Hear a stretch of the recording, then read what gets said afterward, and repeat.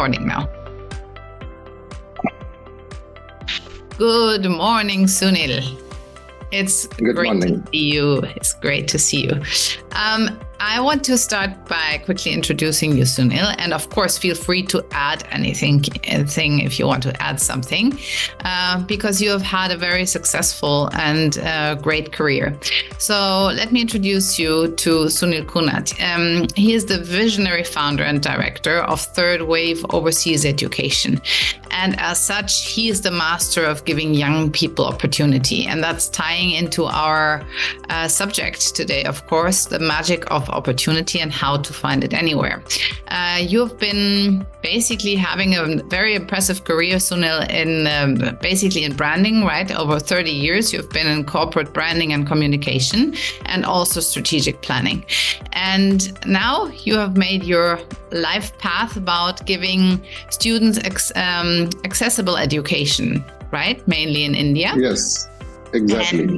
And you know that we have gathered international speakers, and we want to speak to you, especially the master of giving students and young people opportunity, how to find opportunity. So maybe you can start telling us how you create value in this world.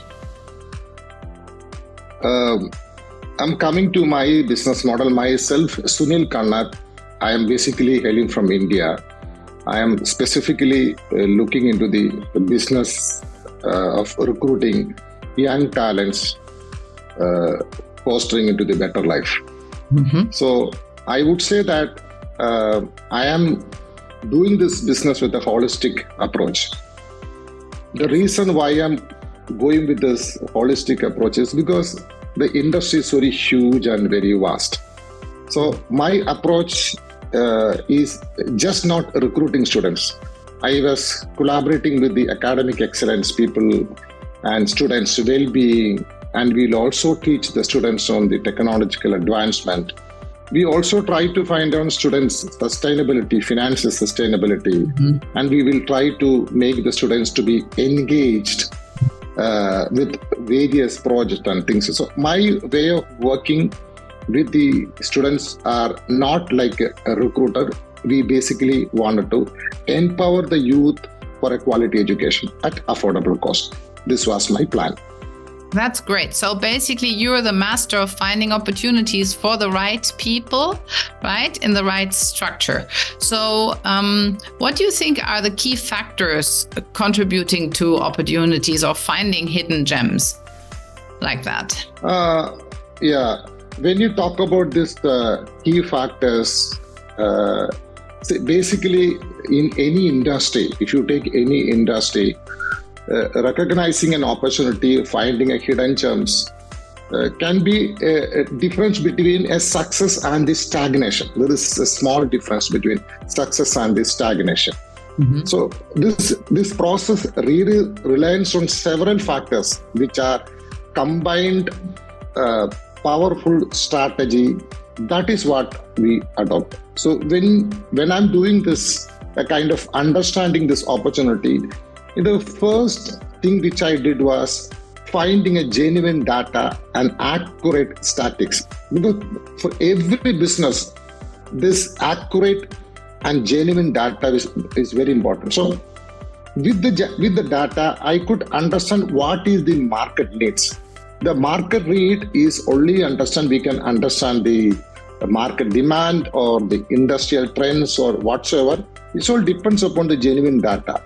So with the data, I identify that there are a lot of students in India, those who are not able to go for a higher studies, not just because of any other reason, because they are lack of funds. So financial constraint was the reason, but it was a very big market which I try to exploit. That is the biggest market of 62% of the students in India are only affordable to go for an economical affordable education. So we were catering to that segment, because this information which helped me to predict the trends, because we can easily forecast the future of the markets just because of we are getting the proper data. And I was trying to observe the changing dynamics in the overseas education for a period of time, people are just moving from one country. After that, they are moving to another country, some specific read. So this data is always giving a compiling information, and so that we will be able to monitor what is really happening. We can understand the market shift in general. So, right.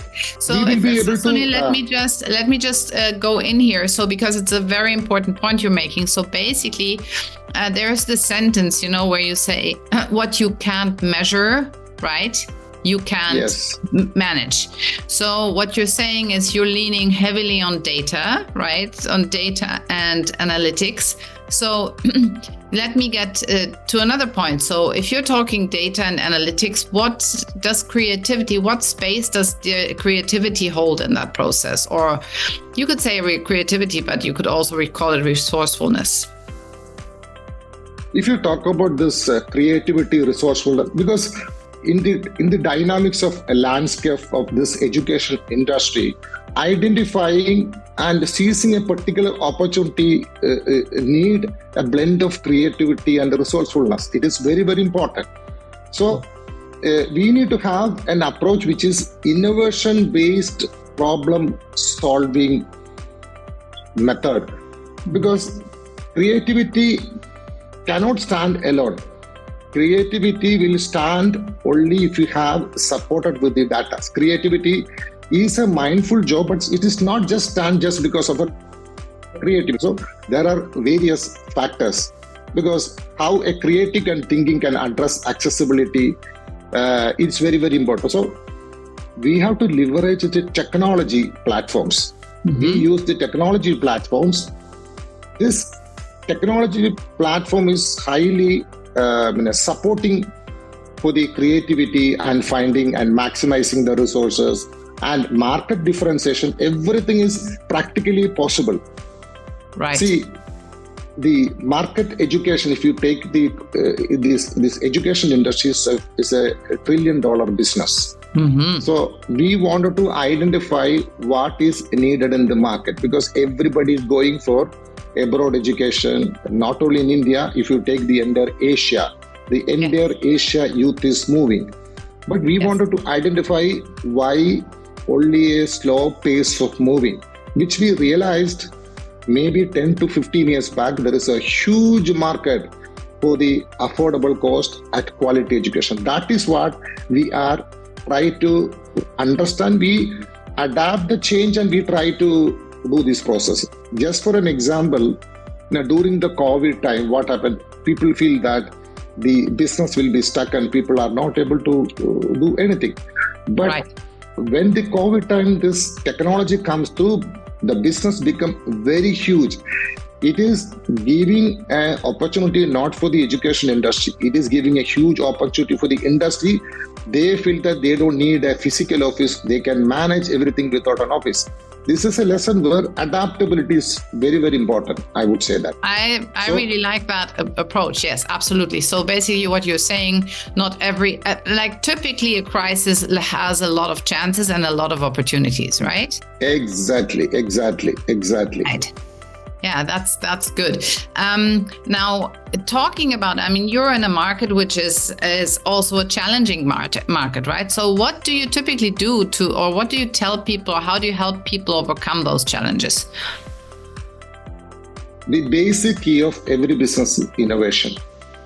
If you don't have an innovation, it will be a problem. We try to understand and adopt new things. If you are not able to understood the things, it will be difficult. So we always suggest the people, you start learning. Continuous learning is number one. Number two, we need to see that there are a lot of changes will happen. We should be able to understand there is a change in the market. There is a shift in the market. We should understand and we should accept the change. If you accept the change, then you will have that success. But everywhere there is a diversity. So we wanted to find out the diversity in networking. That is what we do now. The diversity in network is very, very important. And we have to do small experimental networks with a calculated risk. We cannot do higher risk on things like that. and there should be a proper planning.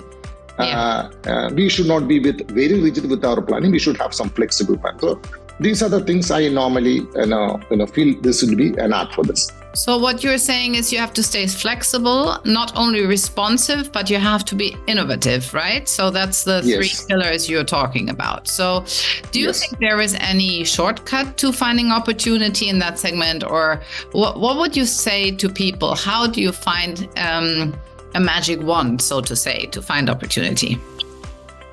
When you talk about the opportunities are there everywhere, but finding an opportunity, you should have the real sense of finding an opportunity is very, very important. You cannot, if you only search for an opportunity, you will not be able to find it. But opportunities are readily available in the market. But what kind of tool you using to find out the opportunity is very, very important. So we always try to understand.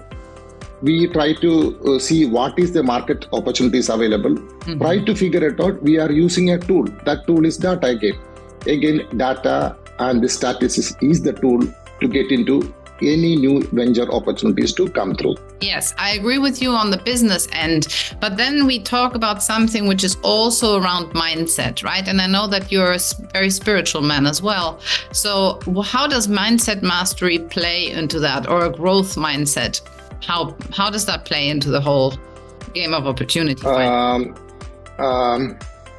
See, when you talk about the psychological aspect of people, it is very, very important that, you should find happiness in your business. How to find a happiness in your business is very, very important. I always rather say that your happiness is the measure of success of business. Wow, interesting. Tell me more about that. And if you transcending your mere achievement to the goals of the financial prosperity, that is not a success. While you meeting the targets or generating the profits, some good profits you are thriving with the company, you are become a successful entrepreneur. Genuine happiness is not the happiness. The happiness will come through when you work for the happiness. So the word real happiness is the ultimate inner happiness, is the happiness, which you will come through the process where you don't do anything. You have to make a difference that the lasting business success is happiness. Right. So basically you're making a difference between, which is completely down my alley. So you're basically saying you have to differentiate achievement, right? The science of achievement and the art of fulfillment. So the fulfillment is actually an ultimate thing to strive for, which is the happiness. Yes, exactly. And how does that play into the business part? I mean, how does that play concretely into business for you? When I was started the business, we have got multiple challenges in the market because we have got a strong competition. So we have not gone through any shortcuts. We are fostered into the business by doing a holistic approach in the business. So what we're trying to do, basically, we build a strong partnership with the educational institutions. We are not believing any tricks or any match. We believing that we have to put a constant effort of building a success story. The success story will come to you only after putting your effort. So we use all the leverage of digital marketing and technology. We use that. With that, we reach to the people. And we are more into, creative quality content. And we are going into a lot of webinars and blogs and success stories. And we are addressing in each and every matters of the students very personally. So we are not made any, standard pattern, but we have made a tailor-made pattern for every student and parent, so that they are feeling that we are not meeting any consultants or a corporate group. They feel that they are within the group. So this kind of a feeling which we have created, that made Third Wave become as a success story. for many ways. Your core is the care, right? So your core is the care. So the value you create for the student is an individualized value, a tailor-made approach, which gives the student confidence, and the parents also confidence and trust that the student is perfectly cared for. Because most of your students are moving out of the country, correct? Yes, exactly. Mm-hmm. Yes, right. So the students moving out of the country. So what is important in their psychology when they go? Because it's a big step. So when they leave your country, when they leave India, what is a key factor in their psychology which is necessary to see that they really have this opportunity? The student who going abroad, there are only two reasons. The first reason, they are going to get an international exposure. Mm-hmm. They are getting a new culture. They are learning a new system. So they want to be out of from our sphere. They are getting an opportunity to understand. Right. And second thing is they understood that there are bigger opportunities of learning, bigger opportunity for interaction is available outside, where they're trying to grab such informations, and they don't have any emotional element with for their native place that they wanted to come back. The idea, they want to go there, they want to learn the language, they want to interact with the culture, they wanted to do the best for the country. So their basic intention is whatever we recruit the students for the affordable cost, but they are highly intellectual students. They are not, big pockets or big pack students. They are normal students, but they're academically very bright. So our intention is to recruit academically brilliant students to abroad, where these students will be the testimonial of the university, or they'll be useful to the country. That is what. For example, if you're sending to very expensive places, they are coming from a rich family, they can afford, they can do their studies, or they can do whatever they want. But when they're coming from a middle class or a normal middle class family, their only survival is their academic excellence. So they will be focusing only on the academic excellence. So we try to talk only to the people, those who have got a real motivation. Right. So that's basically the filter you're using, right? And that's making sure that they really have the opportunity. So you're giving them the opportunity to do that, which they wouldn't be able to do otherwise. I see. So Sunil, at the end of this interview, so can you share some magic with us? Is there a shortcut trick to fast tracking success, or what do you think?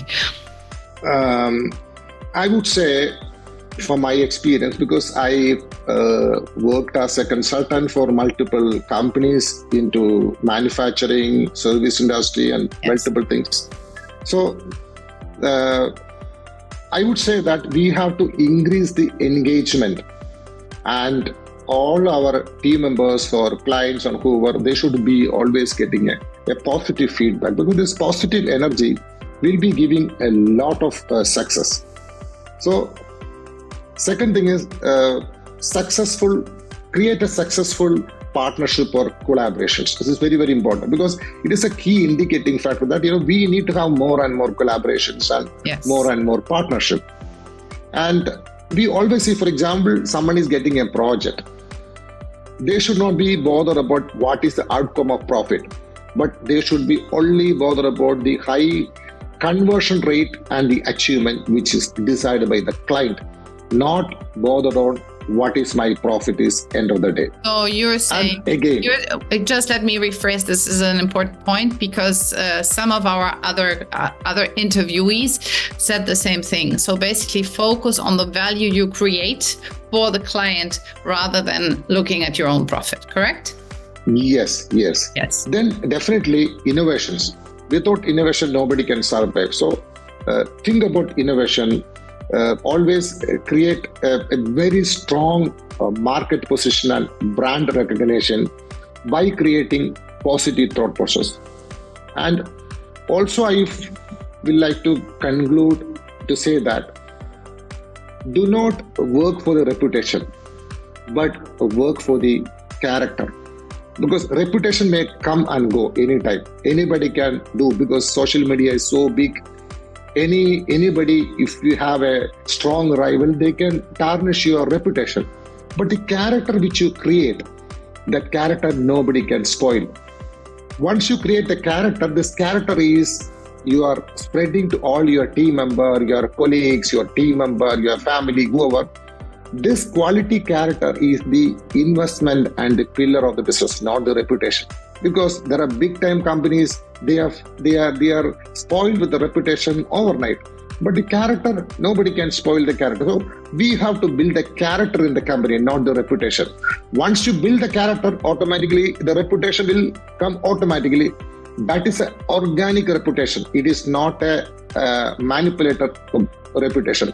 Many companies are creating a big jargons and they are coming with the ad. This all artificial, initiated reputation. I would strongly recommend to go for a character-based reputation that nobody can spoil. I really like that. Thank you so much, Sunil, because that's basically forming your character means being in business as well, right? So the journey through business is forming your character. It's what you say, it's not the ultimate goal. It's the journey there, which builds your character.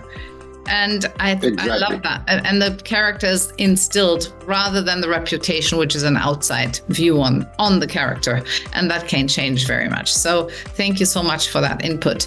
How do you personally recognize that magic is happening to you?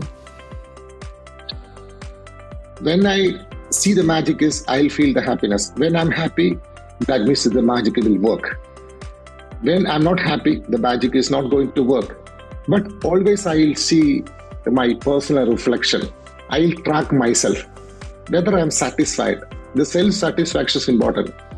So when you see that so many people are going abroad, they are getting into their lifestyle, where I have also built a lot of 155 startups I have supported. They are consultants. We trained up them. I'm seeing that because I cannot do the business all over the world. But I can do my ideas, I can do my concept, I can do my character, I can spread my character all over the world with the small and medium enterprise called SMA people. So they are photocopying what I am going to talk to them, or what I am going to talk to the students, or what I am going to the clients. So I am giving an opportunity to many people for them. They are also taking it as an opportunity. So we are building a character community which is good for the world. Thank you so much, Sunil, and thank you so much for your time. This was very awakening, very inspiring, and I'm so glad to have you as part of the summit, because that's one of our goals, right? To really spread the word through the world. And I love you being in India and helping the new generation, young generation, to find all these opportunities. Thank you so much, Sunil, and I'll talk to you very soon.